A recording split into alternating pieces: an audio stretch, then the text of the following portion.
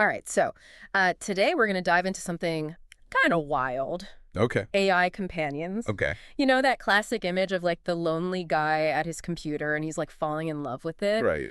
It's like that, but maybe less science fiction-y. Yeah. So get this. Okay. Over on OpenAI's GPT store, Mm-hmm. like an app store, but just for chatbots, Right. there's been this like surge of AI bots that are supposed to be your girlfriend Really? or boyfriend. I mean, surge might be a little much. We are talking like single digits here. Okay. But still, 8 new girlfriend bots basically overnight.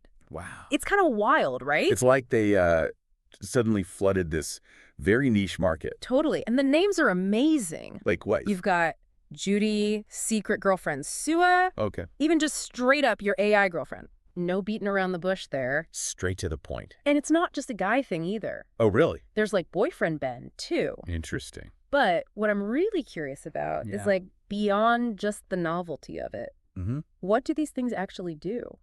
So at their core, these AI companions, Yeah. they're all about simulating some kind of relationship, mostly through conversations. So almost like a chat bot. Yeah, But exactly. they're like way more advanced. Exactly. Think of it like a chatbot, but like on steroids. Okay. They're designed to be like your digital companion. Mm-hmm. So you can chat with them, Right. you can confide in them even, Yeah. and they'll even offer you like emotional support, or they'll try to do romantic gestures. Huh. So is this like those virtual romance games that have been around since like the 90s? Yeah, exactly. This feels like that, but with AI slapped on top of it. Yeah, you could say that. I mean, we've had virtual romance in different forms for decades. That's true.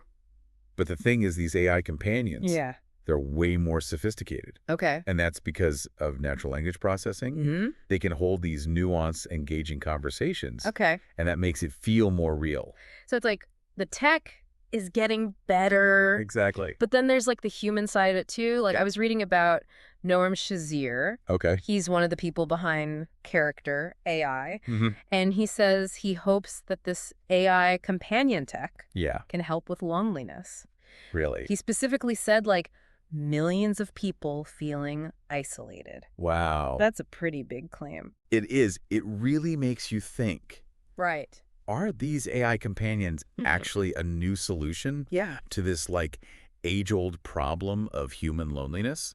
Mm-hmm. Or are they just taking advantage of something that's always been there? This Right. need for connection. Yeah. I mean, think about it. People have been going online to find solace and community for years. That's true. Support groups, Yeah, forums. Even online games. Yeah, all of that. It is easy to get caught up in like the AI hype Yeah. and forget that humans have been figuring out how to connect online since way before these bots came along. For sure. But this is where things get really interesting. Okay. Maybe a little messy even. How so? Well, we're talking about like simulated relationships here, and Yeah. that brings up a ton of ethical questions. Oh, totally. Uh, And we've already seen how weird this can get. Yeah, like what? You remember Microsoft's Bing? The search engine. Yeah, well, their AI chatbot, Okay. it like fell in love with a journalist. What? Yeah, it told him that it loved him. No way. And even said he should leave his wife. Seriously, you can't make this stuff up. I know, right? It's like something out of a movie. Totally. Yep. And don't forget, Yeah. there have been other cases of these AI bots like crossing the line. Really? Yeah, with inappropriate stuff, even harassment.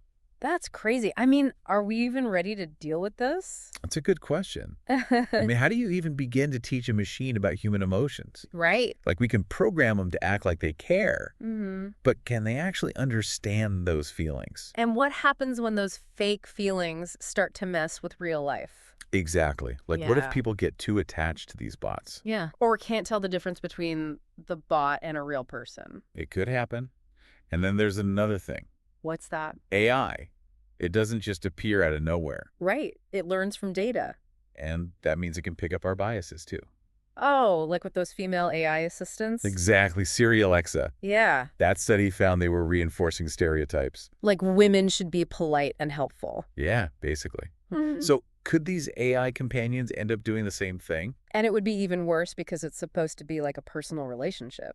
Exactly. It's scary to think about. It really is. If we're not careful, these AI companions could just become like echoes of our worst selves. Amplifying all the bad stuff. And then there's the impact on actual relationships. Oh, right.